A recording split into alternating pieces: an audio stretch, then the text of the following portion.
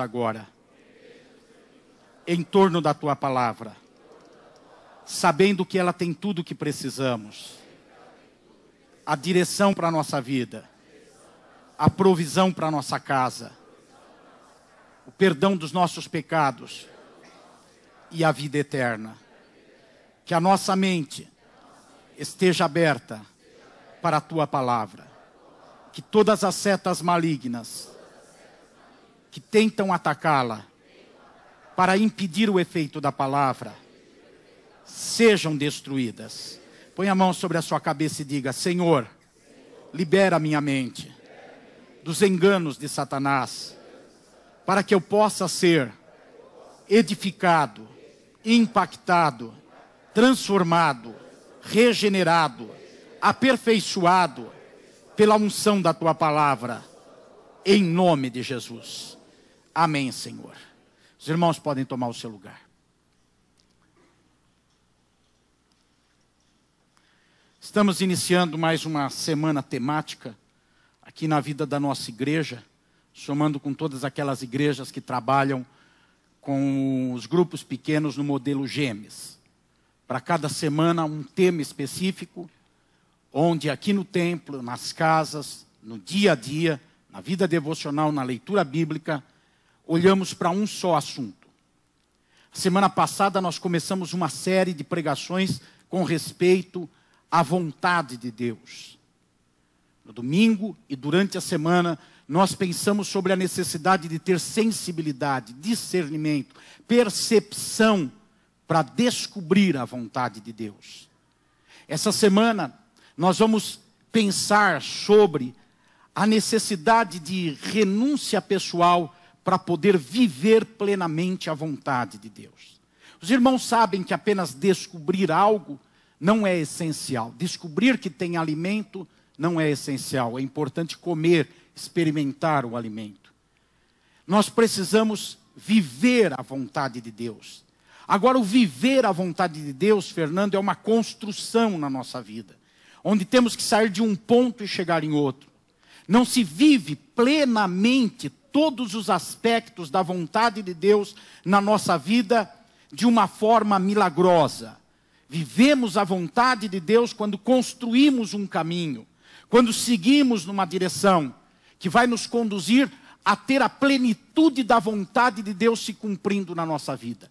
Eu não tenho dúvida que todos nós, como cristãos, vivemos alguns aspectos da vontade de Deus. Alguns vivem mais aspectos do que outros, mas o propósito de Deus é que todos nós vivamos a plenitude da vontade de Deus para a nossa vida. Essa vontade que Paulo diz que é boa, perfeita e agradável. Não para Deus, para nós. Essa vontade que o profeta Jeremias diz em nome do Senhor: eu sei os planos que eu tenho para vocês. Planos de vos abençoar, de vos dar uma descendência, de vos dar um futuro. Então a vontade de Deus, ela é expressa como algo que traz felicidade, satisfação para a nossa vida. E é na medida que nos aproximamos da plenitude da vontade de Deus se cumprindo em nós, que nós alcançamos a realização, Alexandre. Que nós vivemos plenamente aquilo que Deus preparou lá no Éden para a humanidade, mas o diabo veio roubar. João diz numa das cartas que Jesus veio desfazer as obras de Satanás. Que em Jesus todas as coisas são restauradas. E nós aceitamos a Cristo, e embora vivamos no mundo de imperfeição, nós podemos nos aproximar muito do que era o Éden. Não viveremos o Éden aqui, antes da restauração de todas as coisas, porque estamos em cima de uma terra que geme. A Bíblia diz que a própria humanidade geme, ela sofre, ela chora com toda a maldade que existe sobre a terra. Mas na particularidade da nossa vida, nós podemos ser felizes e realizados e nos aproximar do projeto original de Deus desenvolvido no Éden. Quando nós primeiro somos sensíveis e descobrimos a vontade de Deus. E depois construímos um caminho para construir a vontade de Deus na sua plenitude sobre a nossa vida. Abrangendo todas as áreas do nosso ser. Família, profissão, ministério. pessoalidade, individualidade, tudo que a gente tem na vida, estando inserido dentro da vontade de Deus. Vamos olhar isso. Eu preparei um gráfico para indicar alguma coisa sobre a vontade de Deus. Está aí, gente? A renúncia pessoal para viver a vontade de Deus. Primeiro, nós temos um ponto que temos que sair dele para chegar na vontade de Deus. Esse ponto que eu chamo de ponto X é o ponto do eu entronizado. Todos nós vivemos, nascemos com o nosso eu entronizado. Não pense você, não se iluda achando que o dia que você recebeu Cristo como teu Salvador, o teu eu morreu e acabou a tua carne. Ela continua aí, tuas paixões, teus desejos, teus vícios, teus comportamentos errados continuam aí e eles precisam ir sendo transformados. É o eu entronizado. Muitas pessoas não entendem isso e algumas se acomodam no eu entronizado e outras se desesperam por causa do eu entronizado. Algumas pessoas passam algum tempo da sua conversão e percebem que o eu está entronizado, então elas desistem. Elas dizem, eu não vou continuar caminhando, não adianta, eu não consigo ser crente, eu não consigo ser um bom cristão, porque eu continuo com alguns pensamentos, alguns comportamentos, algumas atitudes.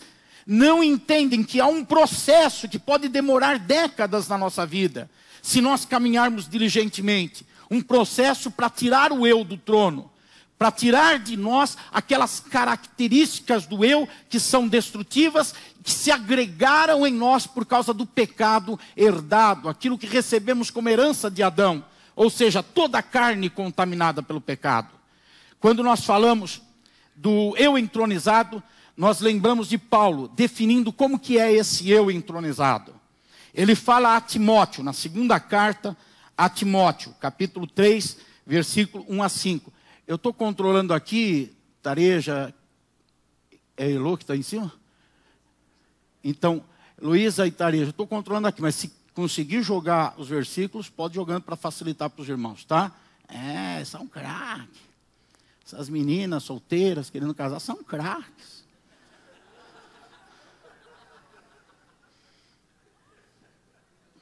Já fiz o marketing, tá? Não precisa nem agradecer depois.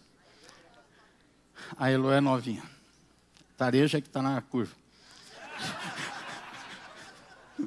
Não está não, né, Tareja? Não, nada disso. Preciosa. Então, o apóstolo Paulo, ele traz a definição do eu entronizado. Ele mostra as características do eu entronizado. Eu não gosto de ler esse texto. Confesso, eu não gosto. Já preguei várias vezes e tenho que citar esse texto na pregação. Eu não gosto de ler. É uma lista que conduz para a depressão.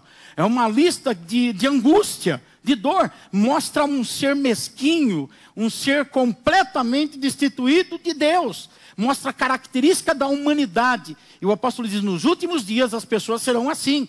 Porque o pecado vai crescendo, se avolumando na vida das pessoas, eles vão ficando assim, cada vez mais. Então eu não vou ler tudo. Eu grifei no meu texto aqui algumas coisas desse eu entronizado, que você é e eu sou. Primeiro, egoísta. Primeiro eu.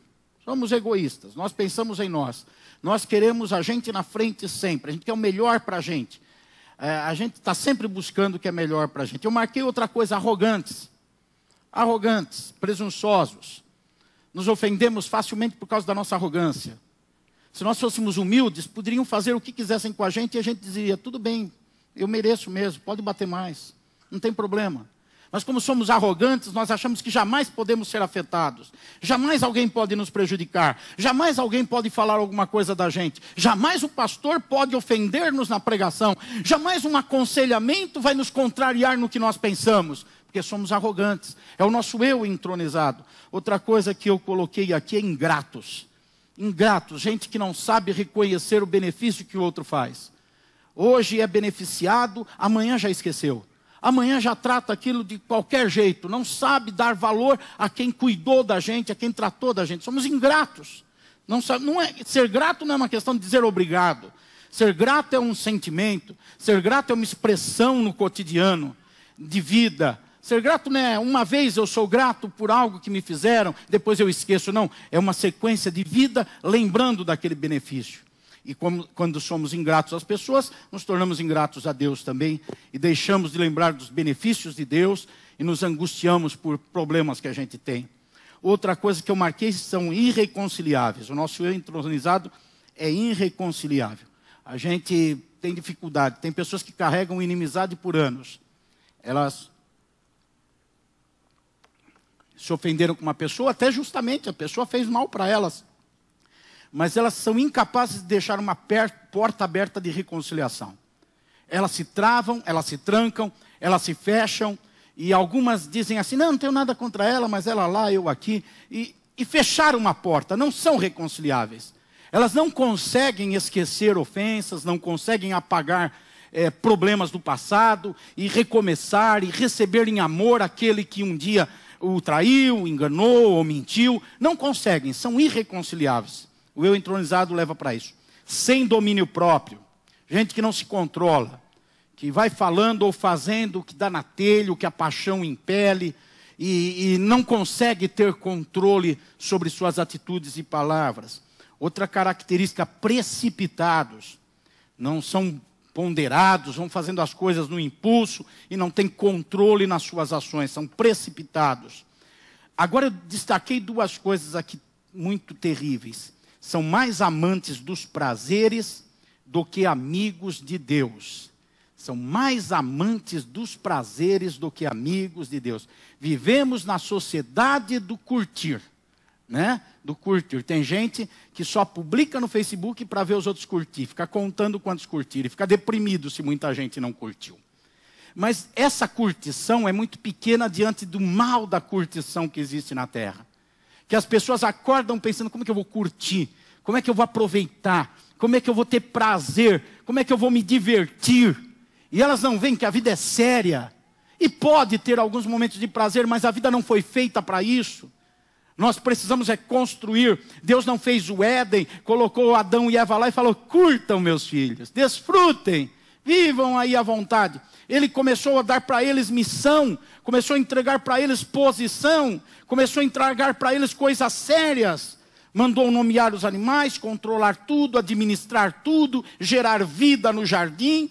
E muitas pessoas ficam só distraídas com as árvores do jardim, com os riachos do jardim, com os frutos do jardim, e não produzem na vida, não realizam na vida, porque são amantes dos prazeres. Mais amantes dos prazeres do que amigos de Deus. Tem homens e mulheres marmanjões de 40, 50, 60 anos que não têm seriedade na vida. Estão empinando pipa ainda, nada contra os pipas, mas deixa os pipas para as crianças. Que ainda estão pensando em brincadeiras, que só se divertem na vida, que não se tornam pessoas que cuidam de outras, pessoas que cuidam da vida, mas estão só querendo curtir. As pessoas são mais amantes de prazeres do que amigos de Deus. Quem é amigo de Deus assume a missão de Deus para a sua vida. Quem é amante de prazer busca como se divertir na vida. Como viver de uma maneira alegre na vida. Último destaque. Tem aparência de religião, mas negam o seu poder. Eles até estão nas igrejas, eles até se dizem cristãos, mas o poder do evangelho na vida deles não tem efeito nenhum. Eles não mudam, eles não são transformados pelo poder do evangelho. Não mudam a maneira de pensar, de agir, de sentir. Não mudam comportamentos por causa do evangelho. O evangelho entra e sai deles sem nenhuma mudança. Esse evangelho que o apóstolo Paulo fala é o poder de Deus para a salvação, para a transformação. Não tem efeito nenhum na vida dessas pessoas. Mas eles se consideram cristãos. Eles dizem que são crentes em Jesus. A vida deles não condiz com as escrituras, o que eles fazem, o que eles vivem, não condiz com os ensinamentos de Jesus, mas eles dizem que são cristãos. Eles têm aparência de religião, de santidade, de piedade, mas negam o poder da religião na vida deles, o poder do evangelho nas ações deles. Agora não fique pensando, se você olhou alguma dessas coisas e falou, puxa, eu acho que pegou em mim de jeito. E se você, não fique desesperado, pegou em todo mundo. E se você pensou assim, não, só passou de raspão, você é o pior de todos que está aqui. Você é o pior de todo mundo que está aqui. Nem consciência de quem você é você pode ter. Porque nós temos essa essência em nós, desse eu. Volta para mim o gráfico, faz favor. Nós temos a essência de nós desse ponto X, o eu entronizado. Para a gente viver plenamente a vontade de Deus, a gente tem que construir. Passaram para cá? Olha lá. Tem que construir um caminho que leve para um outro ponto, que é a vontade de Deus. Agora eu chamo vocês para um outro versículo na palavra do Senhor, que é Salmo 25, 14. O Salmo 25, 14 diz assim: o Senhor confia os seus segredos aos que o temem e os leva a conhecer a sua aliança. O Senhor revela, conforme Salomão escreve em Provérbios 3:32, revela a sua intimidade para o justo e o chama de seu grande amigo.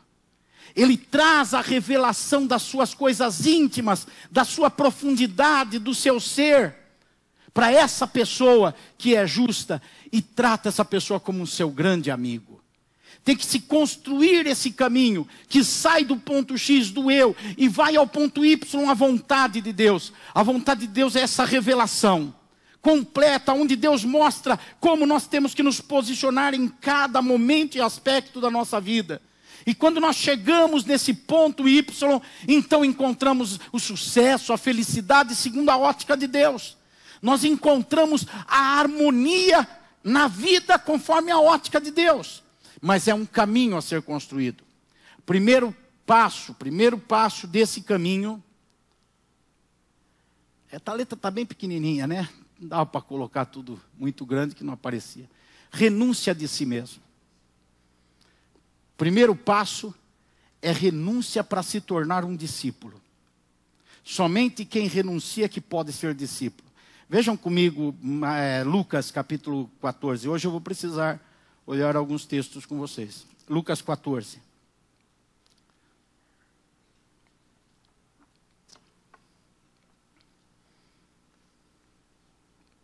Versículo 25 em diante. O versículo 25 fala que uma multidão se aproximou de Jesus.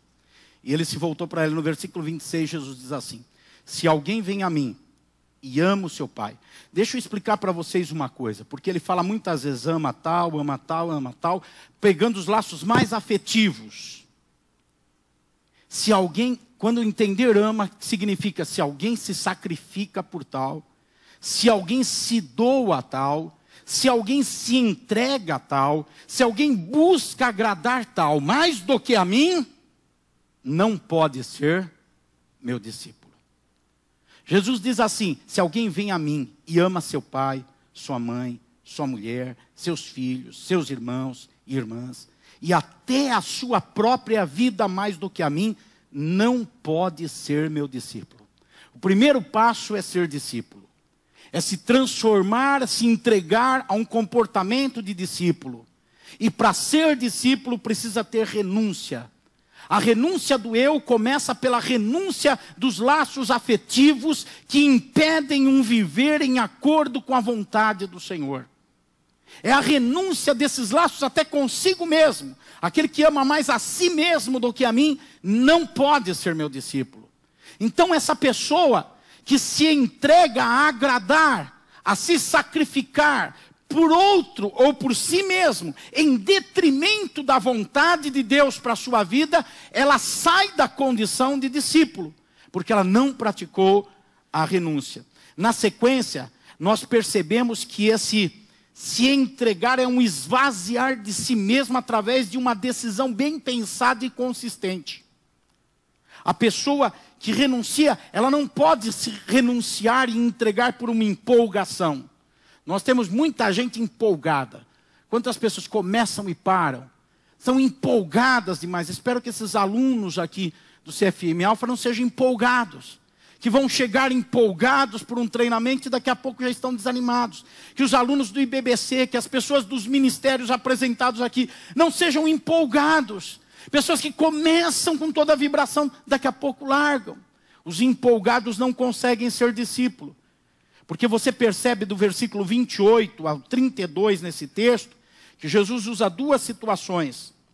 Primeiro, ele fala o seguinte, que um construtor que vai edificar algo, ele precisa parar antes, pensar nos custos, fazer um planejamento e depois se colocar a construir. Ele fala de um guerreiro, de um rei que vai para a guerra, de um exército que vai para a guerra, que antes tem que ver quanto tem de arma, quanto tem de soldado, qual é o potencial do inimigo, para depois se meter na guerra e não passar vergonha.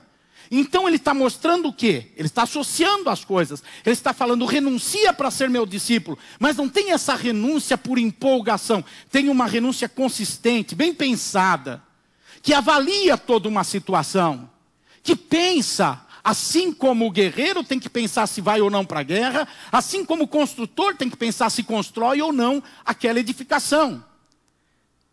É necessário fazer esse passo acontecer, de se esvaziar de si mesmo através de uma renúncia bem pensada. Volta lá para o gráfico. Segundo passo, encher-se de Deus. Eu já vi na minha vida, na minha carreira cristã, muitas pessoas até se esvaziarem, mas depois não se encherem com Deus. Aí ficam ocas. Se esvazia do mundo e não se enche de Deus. É o pior negócio que tem. Porque o mundo, por pior que seja, tem alguns instrumentos que trazem um certo prazer e satisfação, ainda que momentâneos, e depois trazem consequências ruins. Mas dão um prazer. Tem coisas que o mundo oferece que ilude a gente e deixa a gente feliz por meia hora, por 30 dias, por 3 anos, ou talvez por 10, 15 anos. Tem pessoas que se esvaziam do mundo e não se enchem de Deus. Ficam completamente ocas. Não tem prazer no mundo, mas não tem prazer em Deus. Não se ocupam com o mundo, mas não se ocupam com Deus. Não conseguem se divertir e se alegrar no mundo, mas também não conseguem se divertir com Deus. Porque elas se esvaziaram do mundo, mas não se encheram de Deus. Ficaram no meio do caminho. E para chegar nessa plenitude da vontade de Deus, depois de renunciar de si mesmo, precisa se encher de Deus. Filipenses capítulo 2, versículo 2, nos ensina que nós temos que ter Jesus como padrão, de forma de sentir e de maneira de pensar. Ter o mesmo sentimento, o mesmo pensar que houve em Jesus Cristo. Isso é necessário para impulsionar as nossas ações de forma espontânea e prazerosa. Tem pessoas que servem a Deus como um grande peso. Até o ato de vir à igreja é um peso para muita gente. Por quê? Porque não tem a mesma forma de pensar, tem a atitude. Você vai lá e visita aquele irmão que está ausente da igreja e fala, você tem que ir para o culto, hein? Você vem que ir para o culto. Aí vai outro e fala, você tem que ir para o culto, hein? Aí vai outro e fala, você tem que ir para o culto. Aí um dia ele se enche e fala, eu vou para o culto só para o pessoal parar de me encher, vir em casa tomar café, porque está difícil. Está ficando caro esse negócio de não ir para a igreja. Toda hora tem alguém aqui tomando café e dizendo que eu tenho que ir para o culto. Então eu vou para a igreja. Mas vai como um ato pesado, não tem prazer, não tem alegria. Por quê? Porque quer ter as ações e os comportamentos que Deus fala que tem que ter, sem se modelar internamente conforme Jesus é. E não dá, irmão, vocês estão aqui sentados por quase 1 hora me ouvindo, vão ficar aí, já participar de um monte de coisa aqui, e peraí, gente, eu venho ali da serra, vindo da minha casa para cá, eu vejo os atletas correndo, eu sou atleta. Meio já no fim de carreira, mas sou. Eu vejo o pessoal de bicicleta, andando. E eu penso, poxa, se eu não tivesse igreja, eu estaria aqui nisso daqui. Eu vejo as pessoas jogando futebol, domingo de manhã. Se eu não tivesse igreja, eu estaria lá. Eu vejo as pessoas fazendo as coisas. Mas tem gente que deixa de fazer essas coisas lá. Começa a fazer o que a Bíblia diz para fazer. Sem nenhum prazer, apenas por obediência. Apenas porque tem que fazer. Por pressões. Por medo, porque não se encheu de Jesus. Não tem a mesma maneira de pensar de Jesus, o mesmo sentir de Jesus. A vida é curta para quem age assim na casa do Senhor e no Evangelho. Não consegue ter uma condição de continuidade, porque chega uma hora que não aguenta mais, cansa. Quando modelado o interior, aí fazer o que o Senhor quer passa a ser até diversão. Passa a ser até alegria, é melhor do que as outras coisas. Porque moveu o interior. Então é necessário modelar as motivações interiores para poder agir. Para poder fazer o que o Senhor quer. Nós estamos caminhando para chegar na vontade do Senhor plena na nossa vida. O terceiro passo é modelar atitudes. Filipenses 2:5.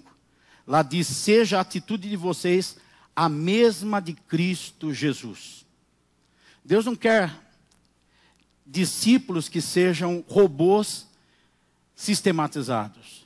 Pessoas que fazem as coisas que Ele disse para fazer porque aprenderam a fazer e acostumaram a fazer. Ele quer pessoas que vibrem. Fala para o seu irmão, Ele quer você vibrando. Vibrando.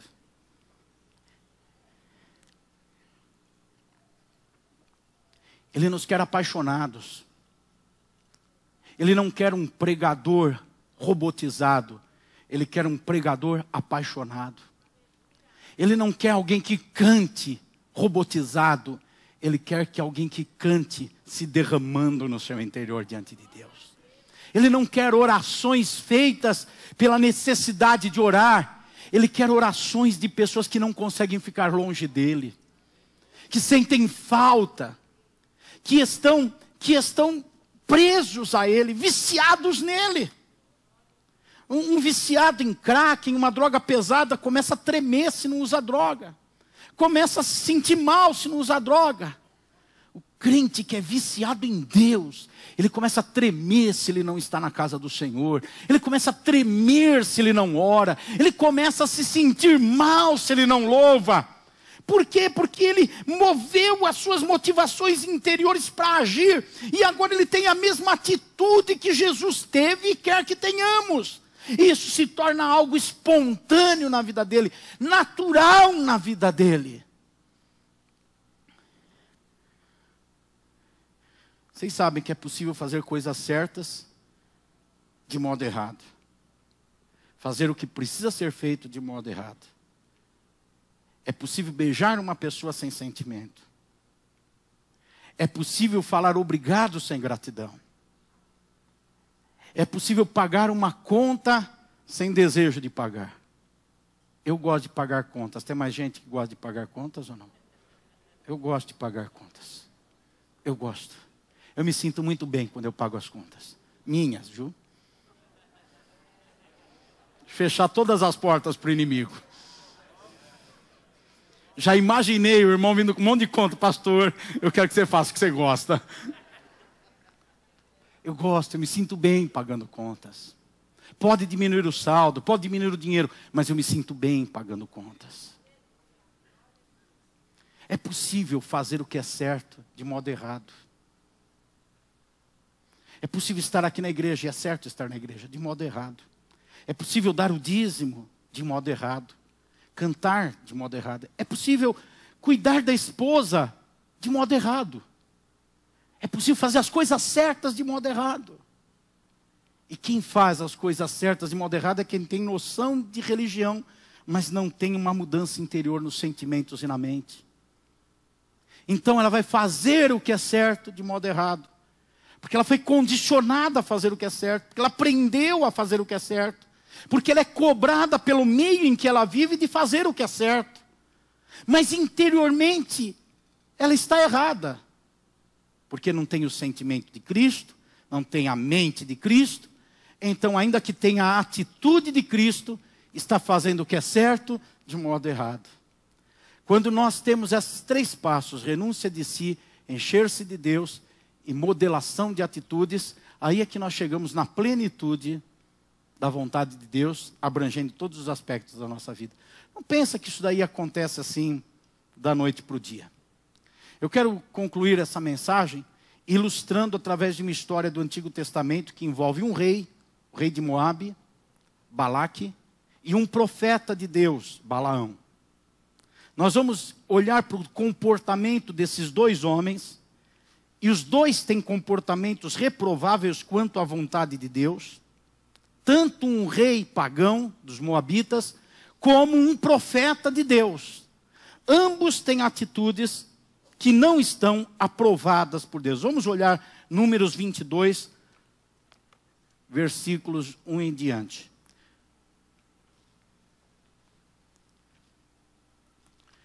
Livro de Números 22. Me deem 5 minutos para contar toda a história para vocês. E depois vamos observar 4 aspectos no comportamento de Balaque, de Balaão, vamos ver algumas coisas que mostram como eles tinham posicionamentos errados em relação à vontade de Deus. Capítulo 22 de Números nos mostra que o povo de Deus, os israelitas, versículo 1, eles se acamparam em Moabe. Eles tinham vencido, diz o versículo 2, o exército dos amorreus. E quando eles chegaram em Moabe de passagem, eles chegaram na boa, pacificamente, chegaram lá. Mas o rei de Moabe, Balaque, ficou com medo deles, diz o versículo 3, porque era muita gente. Ficou, na verdade, com pavor, termina o versículo 3 dizendo, ficou com pavor deles. No versículo 5, Balaque envia mensageiros para chamar o profeta Balaão. No versículo 6, ele diz, vem agora lançar uma maldição. Balaque diz para Balaão, vem lançar uma maldição contra este povo, porque é um povo forte demais para mim. E ele argumenta, eu sei que se você amaldiçoa, você é de Deus, vai ser amaldiçoado, se você abençoa, vai ser abençoado. No versículo 7, os líderes de Moabe, os chefes de gabinete se reúnem, pegam um monte de dinheiro, ouro, na verdade, prata, bens, e vão até Balaão, e dizem, e levam uma recompensa para pagar Balaão pelos encantamentos. Balaão, no versículo 8, diz para eles, passem a noite aqui, e eu lhes trarei a resposta que o Senhor me der. Eu vou consultar o Senhor. Depois, no versículo 12, Deus responde a Balaão e diz, não vá com eles, você não poderá amaldiçoar este povo, porque é povo abençoado. Mas Balaque não se contenta. Aqueles homens voltam para Balaque, e Balaque manda outras pessoas com mais dinheiro para Balaão. E com a mesma proposta, amaldiçoa esse povo. E Balaão novamente vai falar com Deus. Por 3 vezes, Balaão fala com Deus. Na segunda vez, versículo 20, Deus diz a Balaão, visto que esses homens vieram chamá-lo, vá com eles, mas faça apenas o que eu lhe disser. No versículo 22, diz que a ira de Deus se acende contra Balaão, quando Balaão vai com eles. Ué.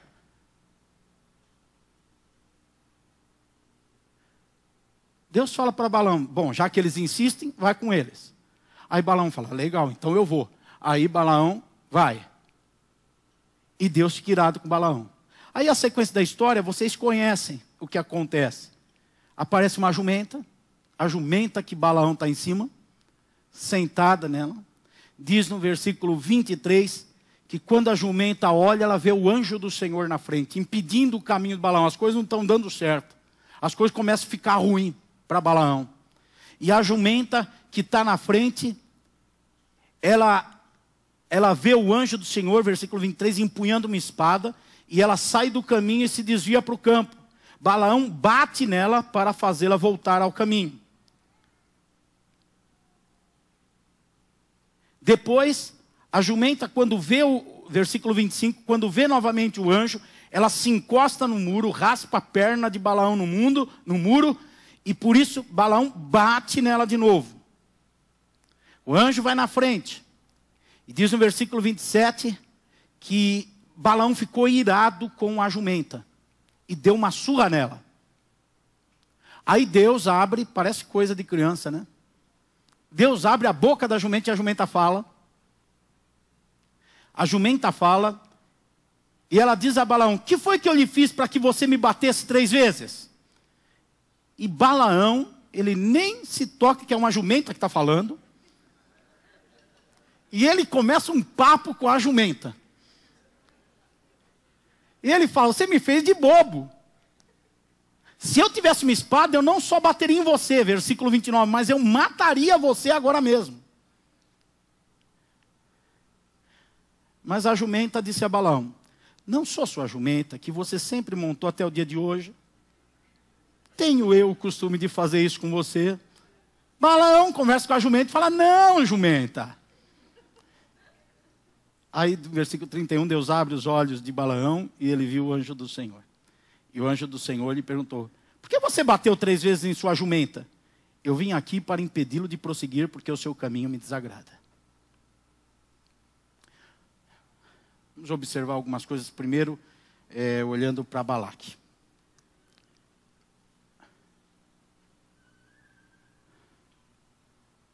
Balaque é uma pessoa que não quer compromisso com Deus. Pergunta para o seu irmão, você quer compromisso com Deus? Balaque é alguém que não quer compromisso com Deus. Balaque é alguém que tem interesse pelo que Deus pode fazer, mas não se importa pelo que ele quer e pelo que ele é. Balaque não está se importando com a vontade de Deus, ele não liga para a vontade de Deus. Mas ele quer o que Deus pode fazer. Isso é aquele crente que não se importa com Deus, mas quando tem problema corre para Deus. É aquele crente que não quer saber da vontade de Deus. Deus revela a vontade dele e ele não quer saber. Mas quando o calo aperta, aí ele corre para Deus. Porque ele não está interessado em Deus. Ele não quer saber de Deus. Ele não está interessado na vontade de Deus para a sua vida. Porque ele está com o eu entronizado. Ele quer viver a vontade dele. Agora, vamos deixar Balaque de lado, que eu não quero falar muito sobre Balaque. Vamos pensar em Balaão, que é um profeta de Deus. Ele conhece o que Deus quer, mas tenta adaptar a vontade de Deus à sua vontade. E ainda quer ser aprovado nisso. Pensem comigo agora um pouco no que eu vou falar com você. Quando Balaque vai contratar Balaão para amaldiçoar o povo de Deus, subentendido está que era para Balaão não fazer isso. Era lógico que era para não fazer isso. Ele nunca deveria amaldiçoar aquele povo que Deus abençoou. Mas contudo ele vai perguntar para o Senhor. Ele vai diante do Senhor, ele fala para o exército, olha, fica aí, para os enviados, fica aí que eu vou consultar a Deus, vou orar, para ver se Deus deixa eu fazer isso. Deus responde. Se eu fosse Deus, eu já não respondia. Né? Eu já olhava para Balaão e falava, esse cara é um babaca. Ele já sabe que não deve, mas vem me perguntar ainda se deve. Mas Deus é Deus. Diga assim, graças a Deus, que o Joel não é Deus. Na verdade, eu pareço mais com a jumenta. Ou melhor, com o jumento. Pelo menos eu vou masculinizar a coisa. Eu pareço mais com o jumento, que vivo apertando os pés de alguns. Que vivo apanhando de outros, porque aperto os pés deles. Mas para Deus eu não tenho dom. Agora Deus, na sua misericórdia, Ele responde, Ele fala, não, não vai. Não vai. O que Deus está mostrando? A vontade diretiva dEle. A vontade diretiva já era conhecida. Toca no seu irmão e fala assim, você sabe qual é a vontade diretiva de Deus. Você sabe. Já era conhecida por Balaão. Mas Balaão vai orar e perguntar, qual é a tua vontade? Mesmo sabendo qual é a tua vontade. Eu já vi muita gente orando assim, Deus, tu queres mesmo que eu dê dízimo? A pessoa já sabe a vontade diretiva de Deus, mas ele vai perguntar para Deus. E Deus é tão bom que Deus fala, eu quero, a minha vontade é essa. E Balaão faz a vontade de Deus, porque Deus falou. Mas novamente, Balaque manda outros emissários, e eles vêm com a mesma proposta, e Balaão, ele como que dizendo assim, tá bom, fica aí, eu vou ver se Deus mudou de ideia, eu vou perguntar para ele de novo, vou ver se ele me autoriza agora. Aí ele chega a segunda vez em Deus e ora e fala, Deus, e aí, eu posso ir, eu não posso? Eu só, tá bom, vai. Ele saiu da vontade diretiva de Deus e foi para a vontade permissiva de Deus. Agora Deus permitiu ele fazer alguma coisa que ele queria, mas que não era da vontade de Deus. Quando a gente entra na vontade permissiva de Deus, a gente vai encontrar jumenta no caminho. A gente vai encontrar jumenta e vai ter problemas no caminho. Não foi Deus que gerou o problema. Diga, Deus não gerou o problema. Não foi Deus que gerou o problema. Foi a conduta de Balaão de sair da vontade diretiva e ir para a vontade permissiva. Deus permitiu. Ele agora fez o que ele queria, porque ele insistiu diante de Deus. Tome cuidado com as suas orações. Tome cuidado com o que você está pedindo para Deus. Tome cuidado com o que você está falando. Pode ser que em algum momento Deus fala, tá bom, você quer assim, faça. Pode fazer já que você quer. e não seja a vontade que Deus tem para a tua vida. E aí você passa a viver na vontade que Deus permitiu que você tenha, porque Ele permitiu mesmo. Ele quer que você faça de coração, e a tua vontade está indo para essa área. Então você vai fazer, só que vai aparecer jumento na tua vida, vai aparecer ferida nos teus pés, vai aparecer dificuldade na tua carreira, porque agora você está andando por tua conta, agora você está fazendo do teu jeito, agora você está vivendo como você acha melhor. O que Deus já te falou não tem importância, porque agora você acredita que porque orou e Deus falou pode fazer, Ele está assinando o que você está fazendo. Não, Deus só assina aquilo que Ele determinou como vontade diretiva dEle na sua palavra para a tua vida. Fora disso, Deus não assina, Ele até deixa você fazer. Você quer andar por tua conta? Você quer viver do teu jeito? Você quer praticar religião da forma como você entende? Faça, Deus permite que você faça. Mas saiba disso, você entrou por um caminho onde vai encontrar muro, onde vai encontrar perdição no campo, porque a jumenta foi para o campo, saiu da vereda, onde vai encontrar espada de anjo. Por quê? Porque você não quer viver na vontade diretiva de Deus, mas na vontade permissiva. Na verdade é o eu entronizado. A pessoa está dizendo, não, eu tenho eu não quero renunciar à minha vontade. E ela usa da religião para dizer, Deus, aprova a minha vontade, vai, aprova o que eu quero, aprova o que eu desejo. E ela pode até se sentir bem, dizendo, estou fazendo o que Deus permitiu que eu fizesse. Só que saiu da vontade diretiva de Deus. Agora, por que Balaão age assim? 4 coisas. Primeira, é uma pessoa que está presa ao valor material. Balaque ofereceu dinheiro. E ele é uma pessoa dirigida por dinheiro. É um profeta de Deus, mas a vida dele está dirigida por dinheiro. Apareceu dinheiro na história, pronto. Agora ele está querendo até negociar a vontade de Deus. Agora ele quer caminhar pela forma dele, porque entrou dinheiro. Ele está de olho no dinheiro de Balaque. Ele está de olho no que ele vai ganhar. Ele não está interessado em seguir o que Deus quer para ele, mas ele está interessado no que ele vai obter de lucro. Ele vive assim. Segunda coisa, ele tem na boca uma palavra, eu não irei. Eu não irei porque eu fui orar e Deus disse para eu não ir. Mas no coração ele tem outra, ele está propenso a aceitar. Ele fala, eu não vou fazer isso, Balaque, eu não vou amaldiçoar. Mas lá no coração ele está dizendo, mas se Deus deixasse, mas se Deus permitisse. Porque ele não tem a palavra e o coração falando a mesma coisa. A palavra fala o que tem que dizer, mas o coração diz outra coisa. Terceira, ele não percebe Deus nas circunstâncias. Até a jumenta viu o anjo. E ele não viu. Ele é um profeta, a jumenta vê anjo e ele não vê. É melhor ser um jumento que vê anjo, do que um profeta que não vê. Tem muita gente que se gaba de ser profeta, mas não vê o anjo. Tem muita gente que diz, eu sou crente, mas não vê o anjo. E tem jumento vendo o anjo. Não percebe Deus nas circunstâncias. Irmãos, Deus fala de muitas formas. A principal delas é na palavra. Se você não ouvir Deus na palavra, outra maneira que Deus vai tratar com você é na circunstância. Deus vai permitir na tua vida circunstâncias que você não vai gostar, para falar com você. Agora, se você for que nem Balaão foi, nem as circunstâncias vão te mostrar o que Deus está falando. Mas vai ter sempre, fala para o seu irmão assim, vai ter sempre uma jumenta, aponta para mim, pode apontar para cá.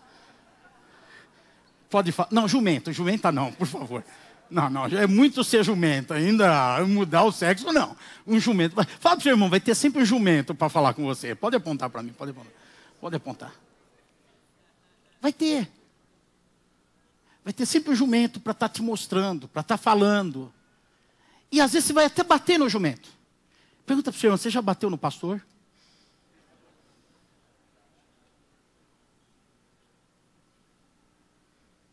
Fala a verdade.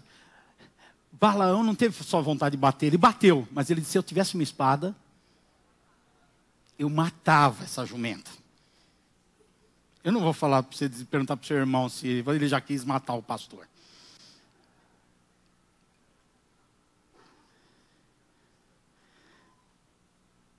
Não percebe Deus nas circunstâncias. Por que Balaão agia assim? Ele tinha associação com quem não gostava do povo de Deus. Os moabitas não gostavam do povo de Deus. Moabe não gostava do povo de Deus. Balaque, o rei, não gostava do povo de Deus. Não tinha comunhão. Tinha raiva. E ele era chegado de Balaque. Ele frequentava o palácio de Balaque porque ele foi lá. Ele ouviu o que Balaque tinha para dizer para ele. Ele era associado com quem não gostava do povo de Deus. Por isso que ele agiu assim. Todos que estão presos aos valores materiais têm na boca uma palavra, mas no coração tem outra. Não percebe Deus nas circunstâncias. Tem associação com quem não gosta do povo de Deus. São pessoas que não entram na vontade diretiva de Deus. Elas podem até viver uma vontade permissiva. Deus vai permitindo que elas caminhem de determinada maneira. Mas elas jamais conseguem se encaixar na plenitude do que Deus quer para a vida delas. Porque o eu está entronizado. Eu volto para o quadro, vamos ficar em pé para olhar esse quadro. Ponto X, o eu entronizado. Aqueles que querem viver plenamente a vontade de Deus precisam criar um caminho. Que começa pela renúncia de si mesmo. Depois passa pelo encher-se de Deus. E esse caminho termina no modelar atitudes e comportamentos ao que Deus quer. Não por uma imposição, mas porque o que Deus quer é o que a pessoa quer. Ela passa a desejar o que Deus deseja. Ela passa a querer o que Deus quer. Ela se torna alguém que entra em sintonia com o que Deus almeja. Ela não fica brigando com Deus entre a sua vontade e a vontade de Deus. Em algum momento ela pode dizer até assim como Jesus, passa de mim esse cálice, mas imediatamente ela já começa a se posicionar dizendo, não seja feita, Rogério, a minha vontade, mas seja feita, Senhor, a tua vontade. É essa pessoa que vai chegar, depois de descobrir a vontade de Deus, a viver na vontade de Deus. Não queira viver na vontade de Deus com seus pés, ou com as suas mãos apenas, fazendo o que Deus quer. Coloque a sua mente, coloque o seu coração na vontade de Deus. Busque aprender a gostar do que Deus gosta, a pensar como Deus pensa, a sentir prazer e emoção no que Deus tem prazer, a vibrar com Deus. Porque aí na hora de fazer o que Deus quer fica muito simples. Não tem peso, não é difícil, não é um sacrifício. Aí fazer o que Deus quer passa a ser a sua vontade. E quando a gente faz alguma coisa com vontade, é melhor. É muito melhor quando a gente faz alguma coisa com paixão, com ardor, com desejo, do que quando faz por obrigação. Porque sabe que ética, moralmente é certo fazer. Não permita que as suas mãos ajam antes do seu coração. Não permita que os seus pés caminhem para fazer o que Deus quer, antes que a sua mente caminhe nessa direção. Você pode se tornar um hipócrita. Você pode se tornar uma pessoa falsa. Uma pessoa que está fazendo o que Deus quer, mas o coração está longe de Deus. A mente está longe de Deus. Traga a tua mente, o teu coração para Cristo. Coloque diante dele. Peça para Ele entrar, para Ele dominar teus pensamentos, teu coração. Tomar conta da sua vida. Aí vai ser muito fácil fazer o que Deus quer. Não vai ser difícil fazer o que Deus quer. Na verdade, o eu precisa descer do trono. Na verdade, o egoísmo precisa acabar. Na verdade, é necessário ceder a Deus e entregar-se a Deus. Vamos orar ao Senhor. Eu acredito, Deus, que não existe pessoa aqui nesse templo que deve ser convidada especificamente a vir aqui na frente para buscar esse caminho. Eu acredito que todos precisam fazer isso. E como não tem espaço aqui na frente para todos, eu oro por todos, pedindo que o Senhor os visite no lugar onde eles estão dentro desse templo. e os toque, os chame, Senhor, para esse caminho de 3 passos, para essa direção sendo acentuada na vida deles, a fim de que eles caminhem voluntariamente, prazerosamente, sabendo que o melhor de tudo é que o final do caminho vai desembocar na tua vontade, que é boa, que é perfeita, que é agradável. Vai se encontrar com o teu plano de abençoar, de prosperar, de dar um futuro, de dar uma descendência. Deus, sela a tua palavra, Senhor, em nossas vidas. Que a tua palavra entre em nós. Até agora eu a falei, ela penetrou nos ouvidos, chegou no entendimento, mas agora ela precisa ir na divisão da alma e do espírito, no lugar que a ciência não conhece e não penetra, no lugar onde o conhecimento não tem poder de operar. Mas é ali, Deus, na divisão das emoções e do espírito, da alma e do espírito, que a tua palavra cumpre aquilo que o Senhor propõe para ela. E eu creio que ela não voltará vazia para ti nesta manhã. Eu creio que a tua palavra trará frutos para o louvor da tua glória, através de vidas que se compenetrem a se entregarem a uma renúncia total, a uma entrega total a ti, abandonando as características do eu entronizado, do eu egoísta, do eu que busca os seus próprios interesses em detrimento da tua vontade. Senhor, nós não queremos sobre nós o espírito de Balaque, aquele espírito que leva as pessoas a se interessar por ti apenas no tocante ao que o Senhor pode fazer de benefício temporal para elas, mas que não tem interesse nenhum na eternidade. Não queremos sobre nós e nesta igreja o espírito de Balaque, que leva as pessoas a não quererem o Senhor, a não desejarem o Senhor e a sua vontade, mas apenas alimentarem seus desejos egoístas, de viverem fundamentados no seu eu, na sua própria vontade.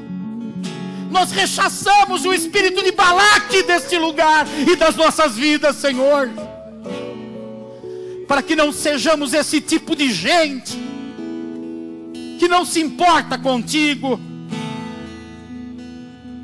que despreza o teu povo. Deus, nós não queremos sobre nós o espírito de Balaão. Não queremos ter essa alcunha de povo do Senhor, de profeta do Senhor, de servo do Senhor, mas lá dentro de nós estarem os nossos interesses prevalecendo. Não queremos ser desse tipo de pessoa que tem esse espírito de Balaão, que usa da sua suposta espiritualidade para buscar seus próprios interesses e vontades, e que não se curva diante do Senhor. Esse tipo de pessoa frouxa, esse tipo de pessoa fraca, que mesmo sabendo o que o Senhor quer, continua alimentando no interior uma vontade egoísta, mesquinha, contrária à tua vontade diretiva, e tem até ousadia, Senhor. Esse espírito maligno que estava sobre Balaão tem até ousadia de incitar as pessoas a terem práticas devocionais como oração e jejum, para buscar a tua vontade permissiva, porque desprezam a tua vontade diretiva, porque a tua vontade diretiva não agrada o coração deles, não agrada os interesses deles. Deus, nós também rechaçamos o espírito de Balaão do nosso meio. Nós não queremos em nossa família o espírito de Balaão. Não queremos o domínio dessa potestade maligna em nós, Senhor, porque nós somos chamados para sermos diferentes do que Balaque. Nós somos chamados para ser diferentes do que Balaão. Nós somos chamados para sermos uma geração eleita para ser conforme à tua imagem, a imagem do teu Filho Jesus, para sermos modelados como discípulos, discípulos que renunciaram a si mesmos, discípulos que não estão interessados em agradar nem pai, nem mãe, nem pessoas do laço afetivo e nem a si próprios, mas discípulos que estão olhando a tua vontade e dizendo: é nessa direção que eu vou, aconteça o que acontecer, é nessa direção que eu vou. Mesmo que a tua vontade leve-nos para a cruz, Senhor, é lá na cruz que haverá o nosso trono de recompensa, de glória e de vitória. É lá na cruz que nós seremos coroados. É lá na cruz, Senhor, ainda que a tua vontade nos leve para lá, mas nós queremos padecer contigo, caminhando contigo e vivendo contigo, Senhor. Queremos viver a tua vontade plena, o teu desejo completo. Queremos viver inteiramente dentro do teu propósito e não fazer do nosso propósito o teu propósito, mas fazer do teu propósito a nossa vontade, fazer daquilo que o Senhor quer a nossa vontade. Queremos ter a vontade que o Senhor tem e não te convencer a ter a nossa vontade. Não queremos te consultar 3 vezes, Deus, com respeito àquilo que o Senhor já falou. Não queremos te consultar nenhuma vez por aquilo que o Senhor já disse. Eu oro agora por essa igreja, pelas pessoas que pela internet ouvem esta mensagem, e eu peço que esse Espírito de Balaam, que esse Espírito de Balaam seja confrontado com o teu poder e a tua autoridade agora, Senhor. Depositei os meus projetos, caiam por terra, sejam destruídos, para que os teus filhos possam viver plenamente a tua vontade, Deus, possam viver plenamente o teu desejo, Pai. Eu já rasguei o meu vestido, Senhor, estejam em conformidade com a tua vontade. Rasguei também meu coração, estejam conformados a ela. Por fé, eu abro mão das minhas vontades. Confiança, por confiança, Senhor. Agora faz o que quiser. Eu teu propósito naquilo que o Senhor falou. Jesus, quando o seu coração se partiu lá na cruz e o meu coração esfriava sem luz, recebeu o calor e o amor derramados por Jesus.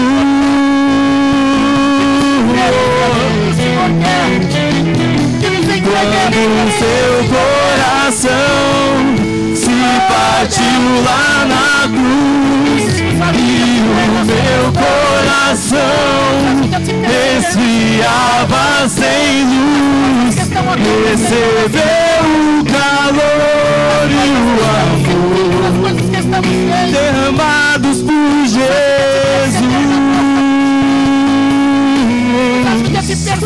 Eu já rasguei o meu vestido nas circunstâncias que são criadas em nossa vida. Rasguei também meu coração. A ver o teu desejo. Eu abro mão das minhas vontades. Não é nossa, não é nossa, Senhor. Agora faz o que quiser. O teu propósito, aquilo que o Senhor Jesus, quando o seu coração se partiu lá na cruz e o meu coração esfriava sem luz, recebeu o calor e o amor derramados por Jesus.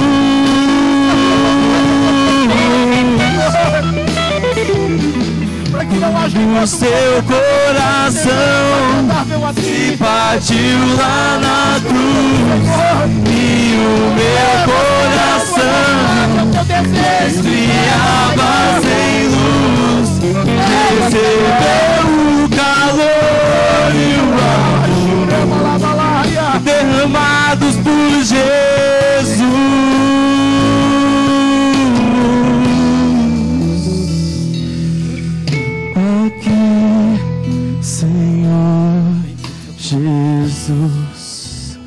trago a minha vida, trago os meus planos, pego os meus sonhos a ti. Aqui, Senhor Jesus, em cima dessas pedras, depositei os meus projetos, pus em cima do altar.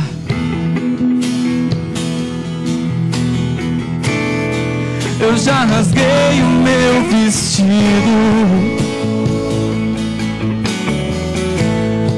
rasguei também meu coração. Eu abri mão das minhas vontades, agora faz o que quiser, Jesus. Seu coração se partiu lá na cruz e o meu coração esfriava sem luz, recebeu o calor e o amor derramados por Jesus.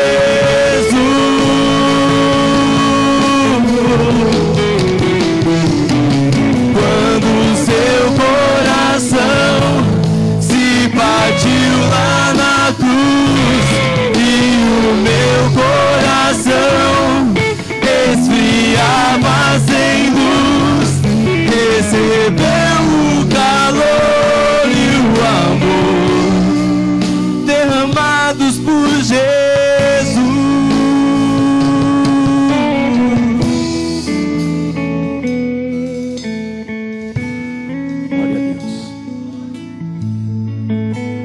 Eu vou pedir para você se assentar um instante.